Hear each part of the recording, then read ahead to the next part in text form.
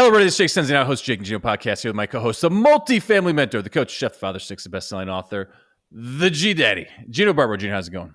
Jake, I'm doing good this morning. How you doing, brother? Always making it happen, big man. So we got a broker on today, Gino. Today's guest is a multifamily broker with Capstone Apartments, the largest privately owned apartment brokerage in the U.S. of A. Woo! Since joining the firm in 2020, he has been involved in over $1 billion of apartment and land transactions. So without further ado, Jordan Arand, welcome to the show. Yeah, appreciate you guys having me on. I've been looking forward to it. So 2020, that is a interesting year to kind of become a multifamily broker. Let's talk about that a little bit. What were you doing before that, and were you doing any brokerage? And let's start there, and then that transition into Capstone. Yeah, absolutely. So 2020, prior to moving down to Nashville, getting into brokerage, I was a Chicago guy. Was a finance pro, for 6 years prior to moving down here. And so my last 4 years in Chicago was at JP Morgan, was raising assets for their funds business there. So selling mutual funds, ETFs, alternatives, covered all the wirehouses. So my clients were Merrill Lynch, Morgan Stanley, Wells Fargo, UBS. Really fairly similar to what we do in multifamily. It was, still investment sales. Just selling equities and fixed income products versus real assets in multifamily communities.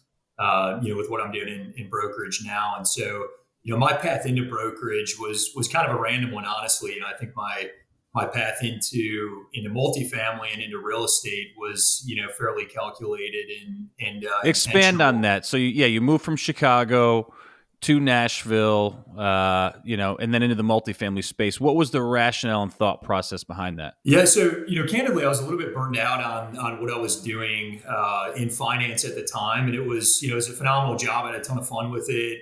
JP Morgan was a great organization to work for. I think I knew pretty early on I wasn't a corporate guy. I wasn't a corporate soldier.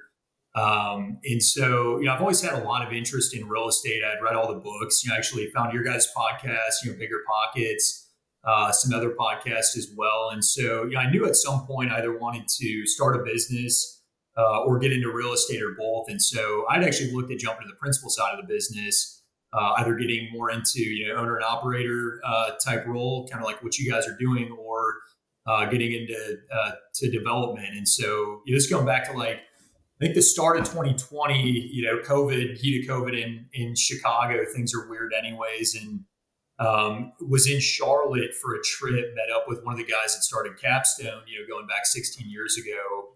Shout out AJ Clank.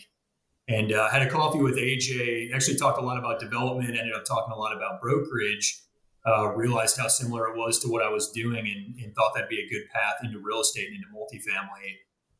Was actually trying to move to Charlotte at the time. They just hired a couple brokers in that office. There were quite a few guys there already. And AJ had asked me, he said, hey, would you ever move to Nashville? And the timing ended up being funny because I was in Nashville the following weekend for one of my best friend's weddings. It's a guy I grew up with in Illinois. Ironically, our houses are a block from each other here in Nashville now. And so when I was in Nashville that following week, I met up with Adam Plank, who you guys know. Is one of my partners in the Nashville office now. And, we're both Midwest guys. Adam and I hit it off. And I think it was like a week later, I'm still living in Chicago. I had bought a house in Nashville, I'd put in my notice at my job. And, I was kind of like, what the hell am I doing right now? But, I jumped in head first, and I'm really happy I did, because the last 4 years have been incredible. And, work aside, Nashville has been a phenomenal city to call home. Jordan, as you jump in head first, what are some of the things that you were just taken aback and you didn't know about the multifamily space? The truth is, I didn't know a lot about multifamily at the time. I had a good sales background. I think I had, all the fundamentals to be successful in this business. But, there's really, when you jump into this business, there's three things that you have to learn as quickly as possible. And, it's first off, just multifamily in general, right? How to underwrite deals, what you're doing. You have to learn who's who. You have to learn, who the owners are, who the buyers are. So, it was learning groups like Rand, right? I remember touring you guys on a deal in Knoxville. I think that was my first year down here. And, it's trying to sound educated when at the time the reality is you know nothing, right? You're kind of learning on the fly. And then it's learning the geography, right? I'm a Chicago guy originally. I knew a little bit about Tennessee. I'd been to Nashville, a dozen times prior to moving down here. I'd been to Knoxville. I'd been to Chattanooga. But really just getting up to speed on the geography as well. And so, I mean, those are, kind of your initial hurdles. And, it takes some time certainly, but, I would say within 12 months into the job, you have a pretty good grasp. And from there, it's just tenacity and hard work and learning as much as possible and continuing to kind of build on that. Did you realize at the time you're getting in it to 2020 and then 2021 is happening?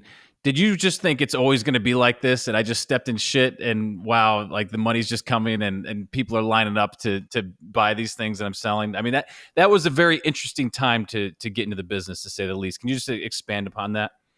Look, when I moved down here, I was like, money is free, right? Like literally cost of capital was non-existent. You're getting loans at 2-3% on multi-million-dollar properties, and money was easy to come by as a broker as well, right? I mean, transaction volume, to put it into perspective, so 2022 at its height, transaction volume in Nashville was over $6 billion.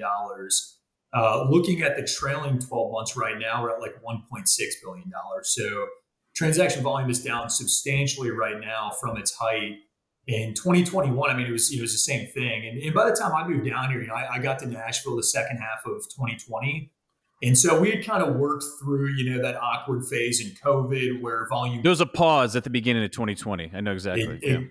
Exactly. I mean, nobody knew what was going on, right? Everyone was on pause and, there's money sitting on the sidelines, not really looking to be put to work. But I mean, my first 2 years in this business were unbelievable. And it was an incredible time to learn because you're drinking from a fire hose. There were literally more deals than we knew what to do with. And so, we're looking at hiring a second analyst and we got a transaction coordinator. And then, middle of 2022 rolls around, as you guys know, we've seen 11 rate hikes over the past 2 years. And, volume drops off this cliff. And so I think at some point I'll look back and I'll realize how fortunate I was to see both sides of that spectrum, at the start of my career and pretty early on within the first, call it 4 years of my career here. So Jordan, there are three things you mentioned: learn how to do multifamily and underwrite. The second one is learn who's who. And the third one is geography. Now it's very interesting because that's what we need to do as multifamily investors. I think that's the three pillars right there. And I'm a buyer. I want to get on Jordan's list. I want to be Jordan's pal because I don't want those deals going to anybody else or going to LoopNet. What do I need to do to really get on Jordan's list? I mean, I think a good start is, shoot me an email and, I'll give out my email and my cell phone number here. I hope I don't ever regret that because I know you guys have a great following and a great platform. But yeah, my email is jarand@capstone-companies.com. So JARAND at capstone-companies with an IES.com. My cell is 815-291-9250. But a good start is, just make an intro, send me an email with, specific criteria, very specific buy box is what I always recommend. So I have a very good idea of, what we should keep on your radar. We'll get you added to our system and our database if you're not already in there. And from there, shoot me a text, give me a call. I'm probably one of the few brokers that takes the majority of the calls I get, unless, it's a blatant, call that I don't want to take or, it's some sort of scam or whatever. But, I'm always open to an intro conversation. I've had a lot of people that have opened doors for me throughout my career. And so, I definitely empathize with other people, whether they're just getting into the business or, trying to get a foothold in Tennessee and maybe already own assets elsewhere. So I think that's always a good start. Give me some background on your group, maybe deals that you're working on right now, deals that you've already closed. And, obviously for us as brokers, we don't get paid on deals unless they actually close. And so that's the other thing, it's just providing us with credibility and any sort of, faith that, you're able to transact and you're going to be a good buyer. We want to get paid. We want to get the seller paid, right? We're in the business of representing sellers. But the other part of that is, if we end up doing a deal with a buyer that, drops the deal for a random reason or whatever it is, we run the risk of hurting our reputation and our relationship with that seller, right? So we take that very seriously. We vet the buyers we work with extremely diligently. But that, I think that's probably the best start is just, shoot me a call, shoot me an email and kind of kick off the conversation from there. I want to recap that real quick before I ask my next question because it's important. The first element to that was Jordan was not giving out his cell phone 2 years ago because Jordan didn't have to. And now, maybe Jordan did, but for the vast majority, Jordan didn't have to because, as he said, there were so many deals out there. So if you're thinking about get in line, mofo, take a ticket. It's like the deli counter, right? So if you're thinking about getting into multifamily and you're saying now's not the right time, Jordan, through his words and the way he answered that question, now is the right time. Don't call Jordan in 2 years when the deals are back on the table and he's already met Jake and Gino and the people that got in right now. That's very important for everyone to understand right now. Get on Jordan's list. The other part, which is really important, it's not finance right, manage right. It's buy right, finance right, manage right. Don't call Jordan and go, hey, Jordan, you got any deals for me? Jordan's going to say, get lost, click, hang up, come up with your credibility. And I empathize because Jordan doesn't have time to waste. If he's not closing, if he's not killing the deer, he ain't eating. That's the reality. So the reality is come prepared. What's your credibility? What's your business plan? How are you adding value to Jordan's life? And what's your buy right criteria? Don't come with him to say, what's a deal? He doesn't want to hear that. He doesn't know what the deal is to you because it could be different for you than it is for Jake and Gino. So that's really important. Now, we had a boot camp this past weekend for the Jake and Gino community, and there was a student who said to me, hey, I'm selling my property. And I said to him, you need to call a couple of brokers and let them help you with the listing of the property and get it prepared. If I'm considering selling a property, how does Jordan add value to my life? How do you help me get that property ready for sale? Yeah, 100%. So with us, I think it starts with, the marketing package we put together. We've listed a deal actually for you guys recently, and it was awesome, to have a chance to work with you guys at Rand. And we put together, it's a, 40, 50 page property, depending on the asset we're selling. Very detailed information, not only at the property level, but, market, sub-market level. So that's where we start once we have a signed listing agreement. From there, we have 5 brokers working every deal. That's where we're a little bit unique is, we bring the entire office to every deal. We run a very aggressive, fast-paced, 30 to 45-day marketing process. Once we're on market, we start out. We send the deal out to our entire database, 75,000 plus investors, in principals across the country. And as soon as that hits our database, from there over that next 30, 45 days, we're just working that deal from every angle. We want to be sure that no stones are left unturned. We're not only fielding inbound calls, groups that go sign RCA and register for the deal, fielding inbound calls and questions from those groups, but, it's proactive outreach, right? We're calling every regional owner. We're calling every buyer we know that's already in that market, buyers we're talking to on a daily basis that we know we're trying to get into that market, where the deal we have is listed. We're doing mail merges, sending out emails, doing voicemail drops. It's a very aggressive, fast-paced process over that 30, 45-day window to be sure that, for you guys as the owner, we're bringing you as many offers as possible. We'll typically take, 5 to 7 business days to collect those offers, run a best and final process. And from there, we're just trying to push pricing as high as possible, tighten up terms as much as possible. We send a buyer questionnaire out to every single buyer in the best and final process. That kind of goes back to the vetting process I just alluded to, where, right now execution is more important than it's ever been, right? We're in what's still a very shaky capital markets environment. And so we want to be sure that we pick the best horse in every race. We're picking somebody that's going to close for the seller we're representing in that process. You've mentioned some pitfalls about not hiring Jordan to list my deal. What are some of the other reasons? If somebody's thinking about doing it themselves and they're the mom and pop, I want to list this. I don't want to pay Jordan a commission. Convince me that I need to hire you because I'm just too cheap to pay a commission. Yeah. So look, we see these deals trade from time to time, but they're the daisy chains, right? Exactly. We see a deal trade and I'm doing the math in my head and I'm thinking, hey, I could have made you $3, $4, $5 more million, right? Depending on the deal size. And we ran a study, I think this was probably a couple of years ago, and it was really interesting. And, we put together a flyer for when we're pitching deals to groups, but it was a difference between on market and off market pricing. And, there was like close to a 15, I think it might've been a 12% discount for off-market deals versus deals that were running a competitive process. And so that's always my recommendation, right? I mean, when we're talking to a seller, I think you'd be remiss to not list a deal and to just shop it around off-market. And the other part to that is, not only the ability to push pricing, but if you're shopping a deal off-market, you have that one group, you've chosen that one horse in the race. The deal falls out with that group, you're back to square one, right? Where if we're running a competitive process, we have 5 groups after that best and final process that are sitting on the back burner that are chomping at the bit, ready to step in if that top group, makes a mistake or drops a deal for whatever reason.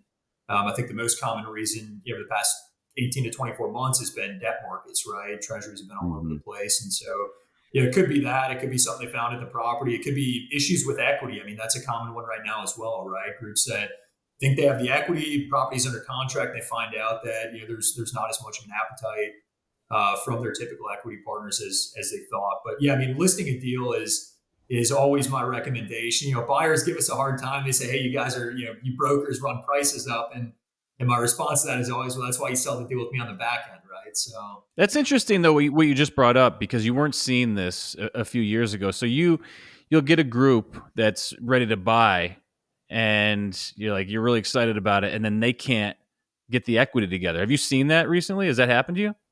Yeah. I mean, that happened to me on a deal. Did you call the guy a loser? I did not, because they've been a phenomenal client of ours. But yeah, if it were, so did they lose hard? Did they lose hard money? They did not in that deal. And I think in general, we're still seeing some deals with hard money. There's still competitive deals out there.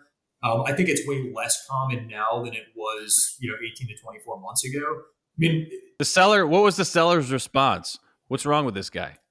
They weren't thrilled about it. I think that they were a little bit understanding, just given where debt markets are at right now. Luckily for us, we had a couple of good groups on the back burner as well to step in. Tell me again. But yeah, tell me again. They weren't thrilled with it. I didn't know, Jordan, the brokers were politicians too, man. That was a great answer, brother. That was really he nice. Came with a jacket today. He's ready to go, Gino. I'm a very transparent guy. I mean, that's the reality of the situation, right? And I think for us as brokers, all you can do is, you can control the process so much. I think we're very good at what we do. I think that we're very aggressive at what we do, and you have to be. Let's be honest about this situation. That group that couldn't put the money together, that you entrusted, is falling down the rung, right? On the list now, when, I'm coming right here for you guys. Jordan, you're going to be looking at them. They're going to come with an offer next time. And in the back of your mind, you're going to go, can this guy actually get the money together? Because now your confidence is reduced, whether you want to admit it on air or not, it is. And so, gang, don't get out over your skis. If you can't close, then be careful, because reputation matters in this business. And I think it's going to, the next time you step up to the plate, people are going to be going, ugh. Talking about skis, we got skis going on right now. Jake and Gino are at that best and final. We're doing good. We're okay. How can Jake and Gino shine and get that offer? Maybe if our price is even a little bit less. Dude, maybe you start by having the cash, right? You be able you step up with the money, right? That helps. It does. That's exactly right. He said, "Show me the money." That would be my advice. I mean, I think we've went with groups on deals, especially recently, in the past year, where it might be a slightly lower price. And actually, the deal I just alluded to is exactly that.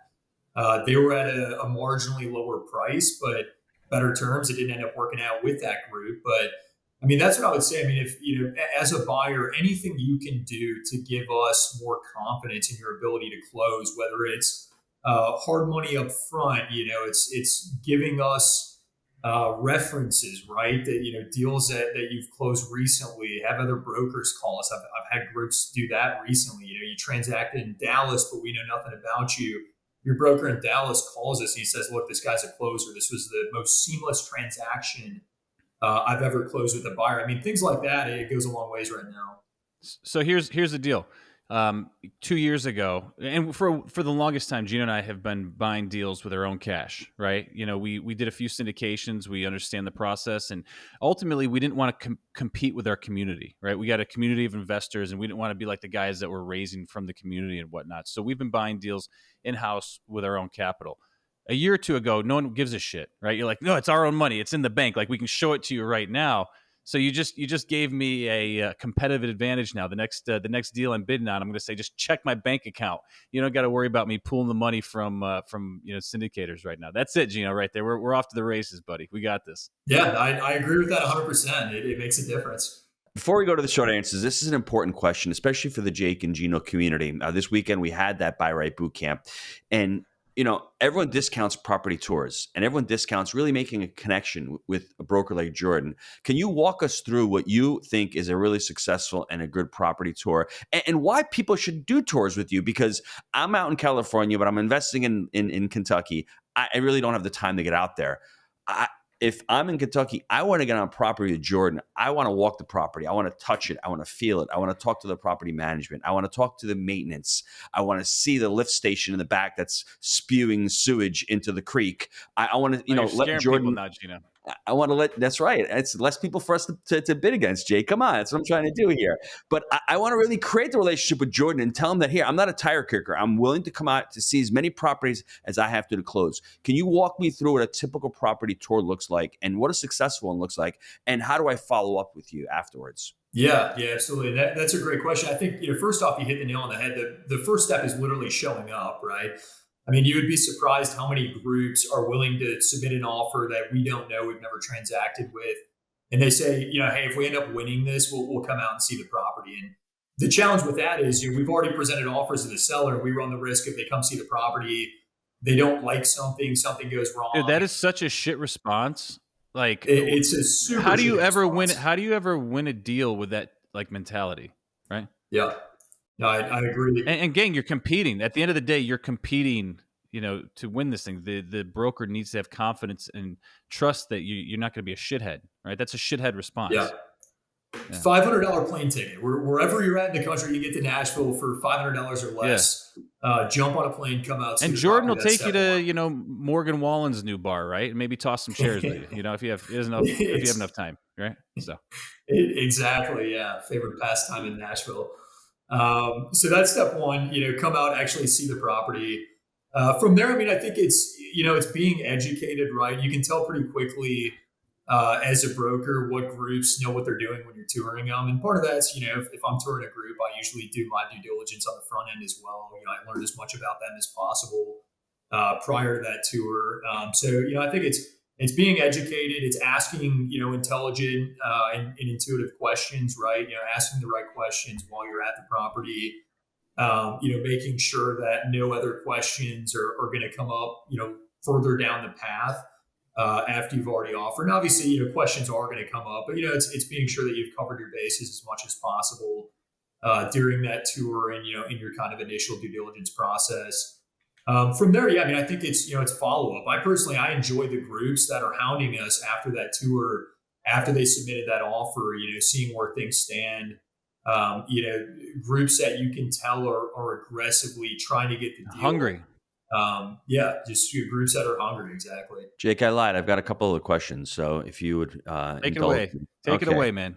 There's two other things that we talked about this past weekend where 2 years ago it would have been unforeseeable. The first one is lowball offers. And I mean lowball offers where a property is at $10 million and Jordan has to put food on the table and he's got to take this listing and he's telling the seller, 10 million's high. I don't think we're going to get there, but I need 10 million. I think the property's worth more like 9.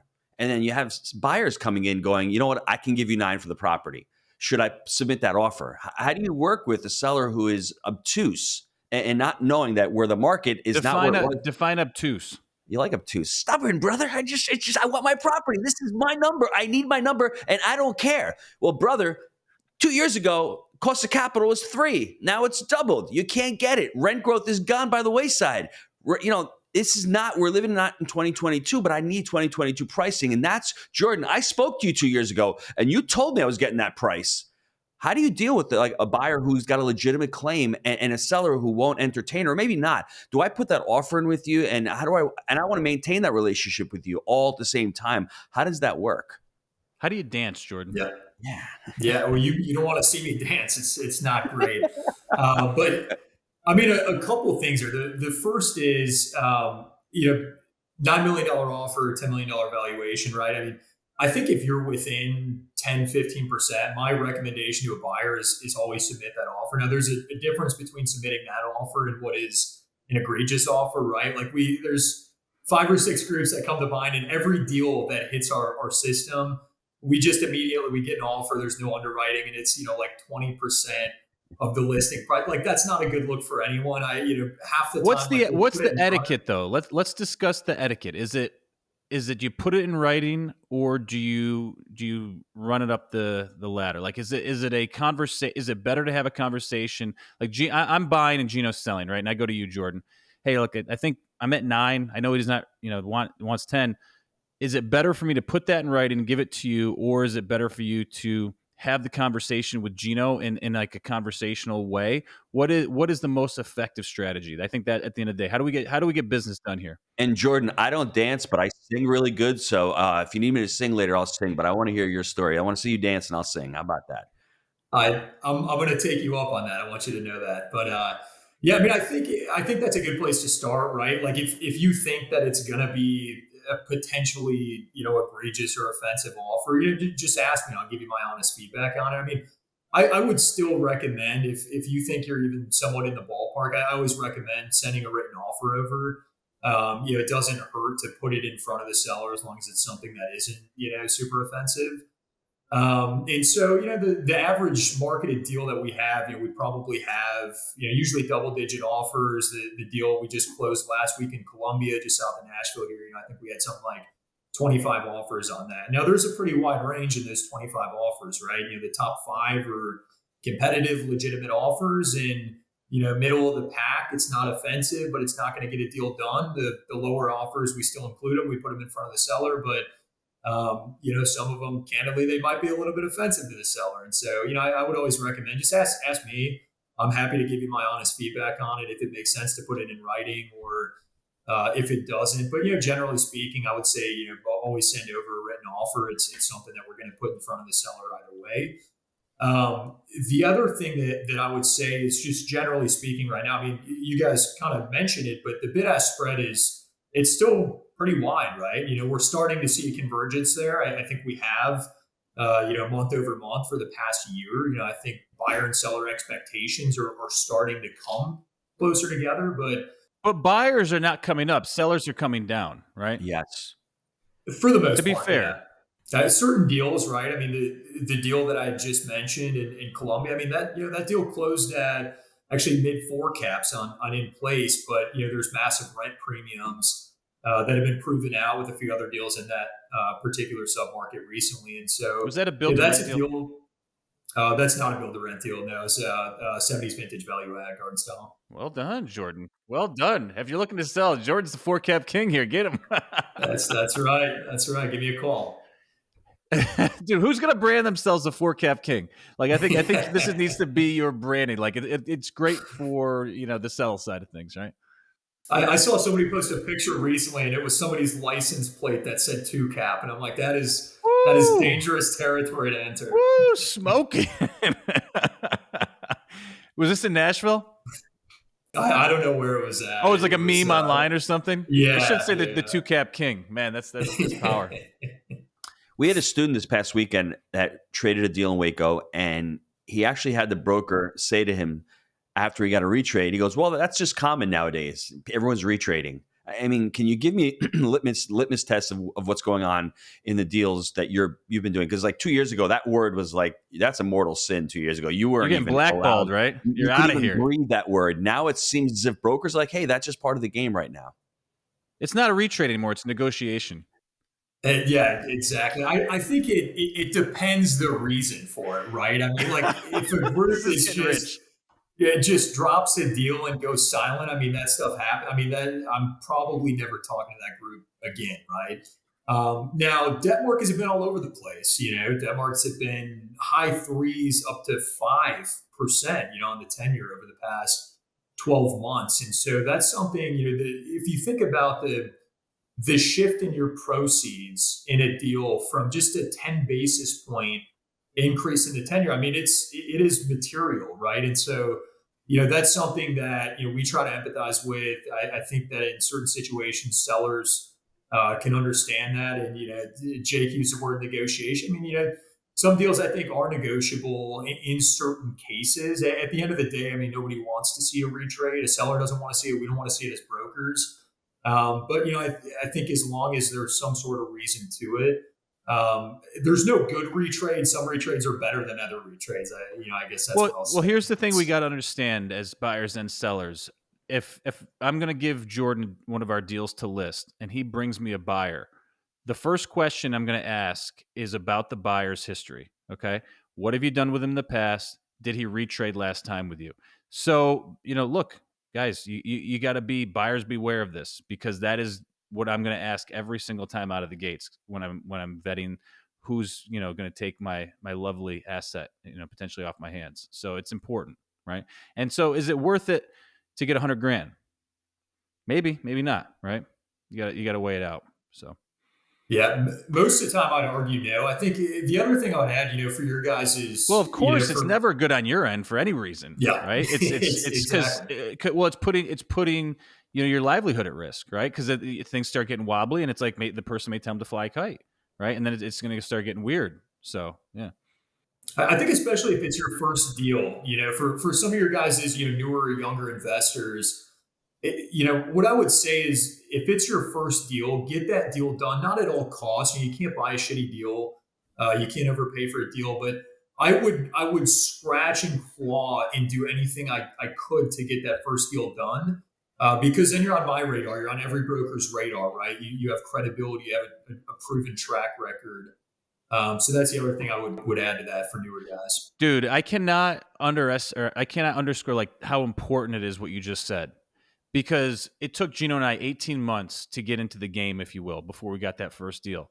The minute we got that first deal, everything took off for us. Okay. So, and it went from 0 to 2,000 units in 10 years, right? And it would have never happened without that first deal. That first deal is the firecracker. It's everything. And it took us 18 months to get that first deal. With that being said, just nail it though. Like whatever's the size, get a good deal on the first one. Take your time, take your 2 years to do it if you have to. I'm never going to recommend someone to overpay, but if you can get that first deal done, that is the gateway into opening doors for the rest of your life potentially. So that's an extremely important point you just made. Yeah, fully agree with that. Cool.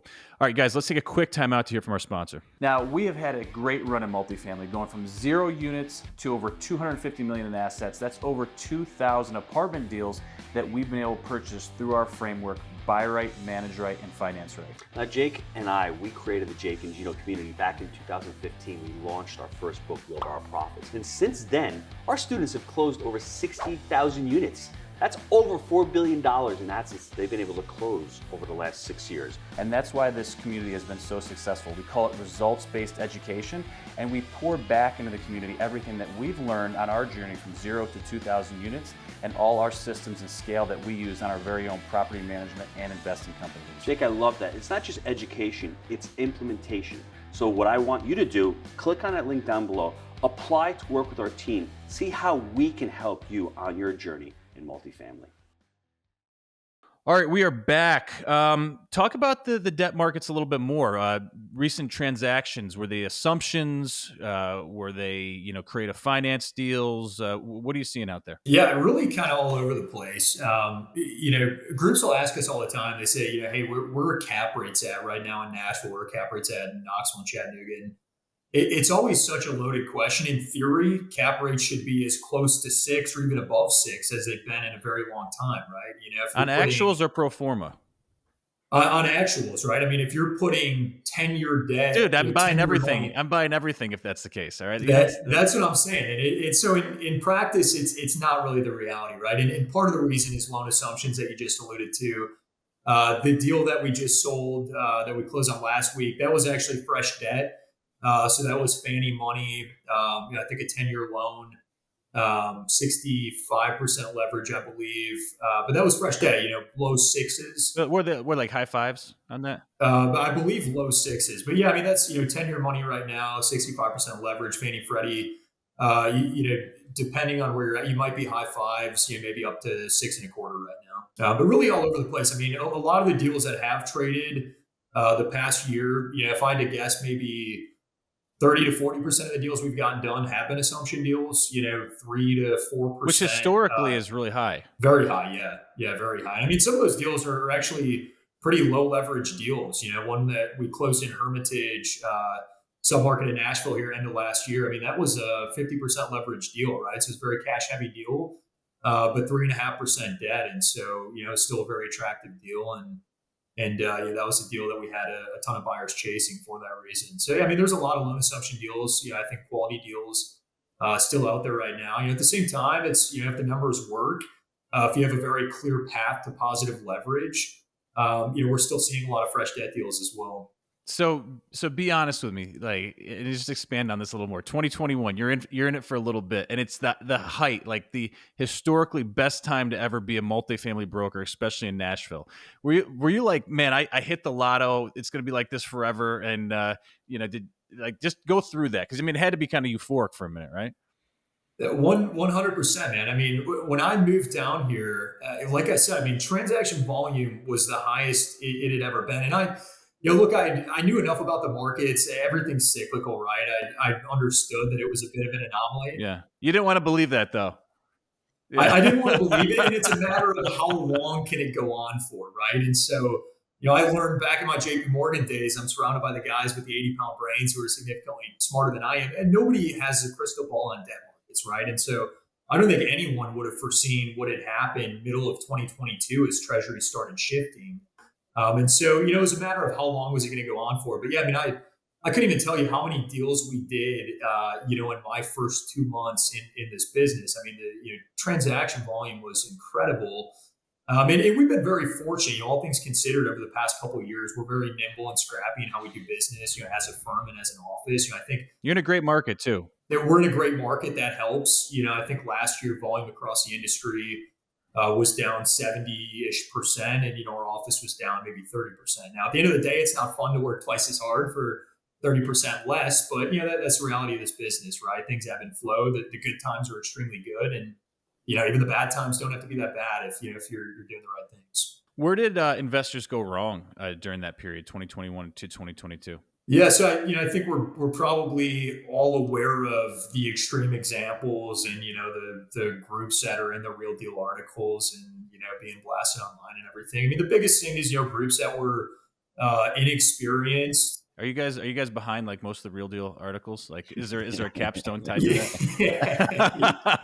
Yeah. Well, we wouldn't want to be behind it because we sold we sold some of those deals. So I don't. That's what I'm saying. Like, yeah, it's probably not a good. Yeah, we probably played somewhat of a part in it as most brokers did, but no. At the end of the day, we're in the business of representing sellers. We want to make you guys as much money as possible. At the end of the day, we also we want to get buyers as good at deals as possible because. Sure. We want good relationships there. We want to sell those deals on the back end. But I think that's the number one, right? Is you want it to transact. So there needs to be a buyer for the seller, right? So you're a matchmaker, right? It's not going to work. We're there to make a market. Exactly. Yeah. We're a matchmaker. We're there to make market for the deals that we take to market. And so, I mean, that's the number one there, right? It's groups that bought deals with floating rate debt. Once again, nobody saw what was going to happen with debt markets over the past 24 months. And now we're in this kind of extend and pretend environment where these deals have been, getting workouts for the past really 2 years at this point. And so,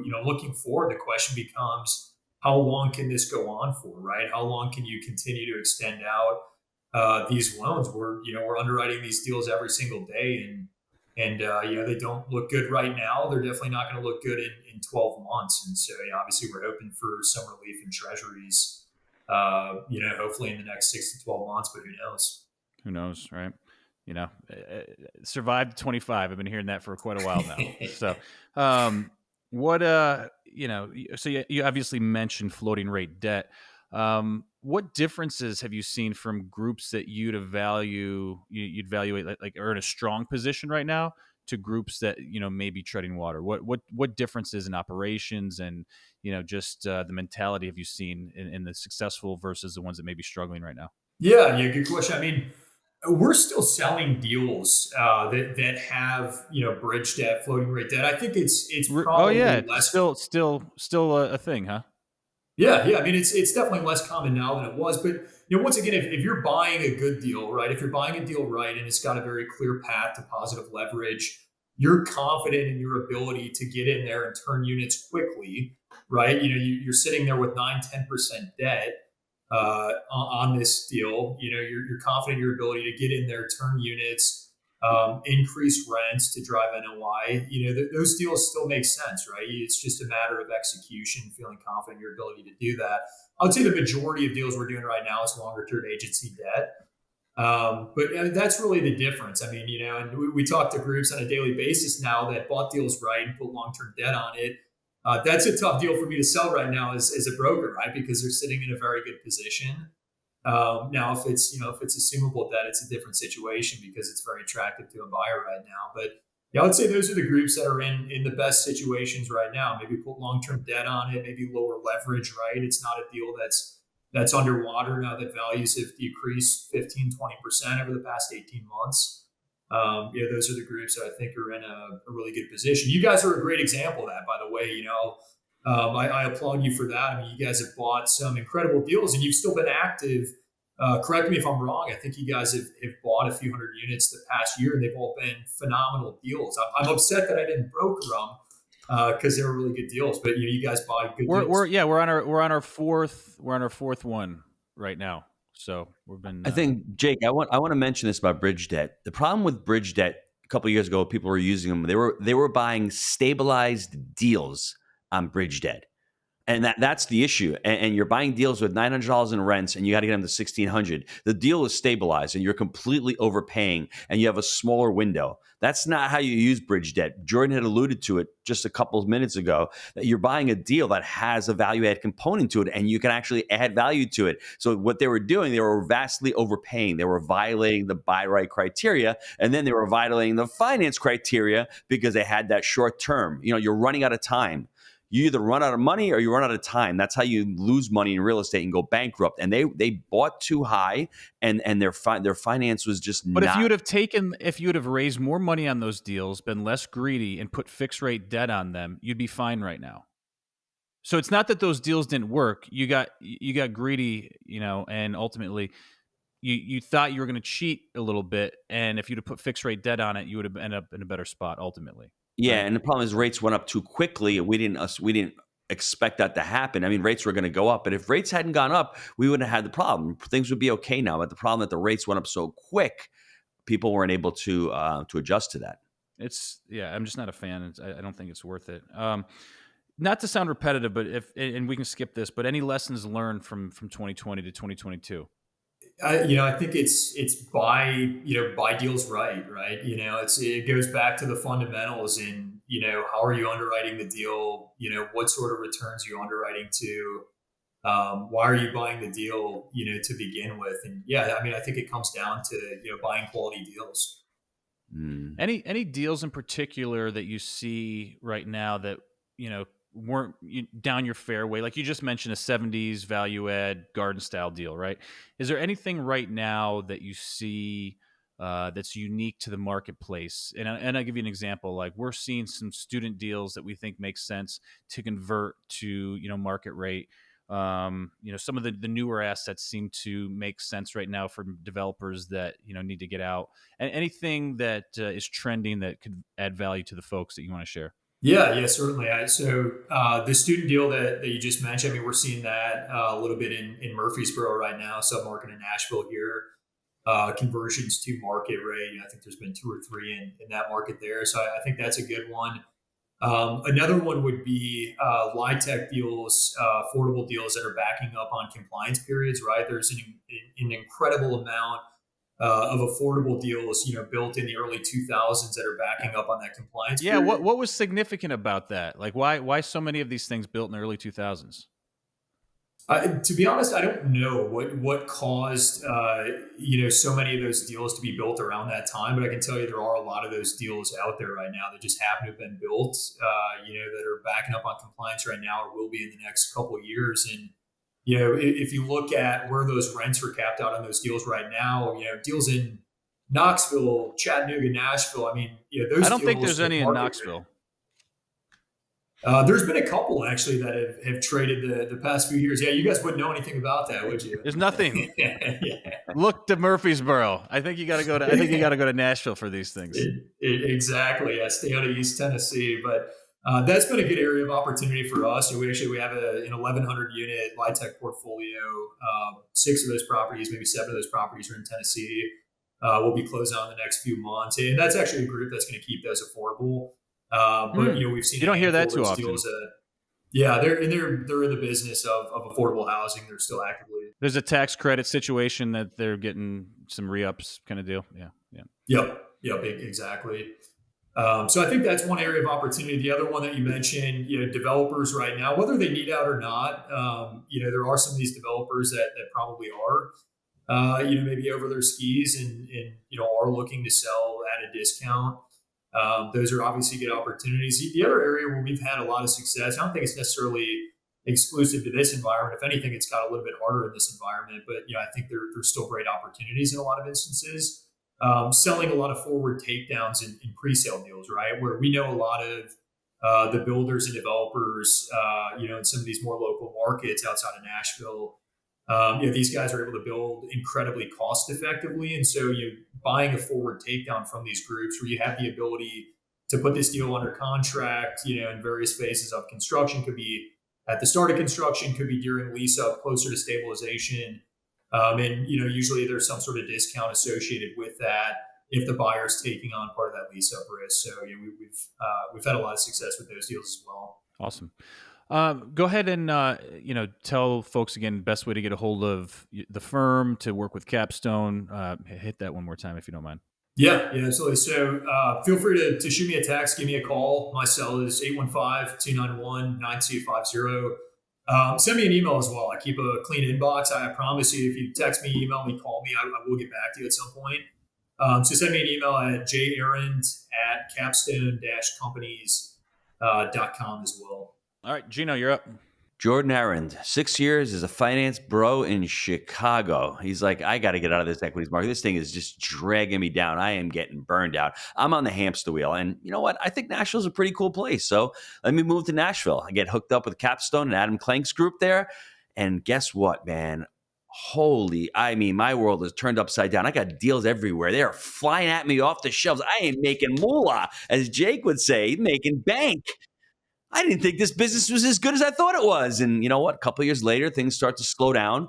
But the great thing about it is the work ethic that his group has, the commitment, the model that they have, the customer service that they have. Even though everyone else is down 70% around the market, they're only down 30%. He's working twice as hard, making less, but it's called a market cycle. And he knows that now is the time to get into the business. Because if you get in now, when everyone's going to be up 10 or 20%, his group's going to be up 40 and 50%. And it's the same mindset that if you're an investor and you want to get into multifamily, don't wait till the market crashes. We may be in the midst of a crash. Now is the time to pick up the phone, call Jordan's company, his group, get on his list, and start looking at deals.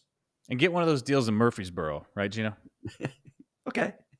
So, gang, as always, we believe in buying deals for the long term. Think in decades. I'm Jake. He is the G Daddy. We make it happen. We'll see you next time.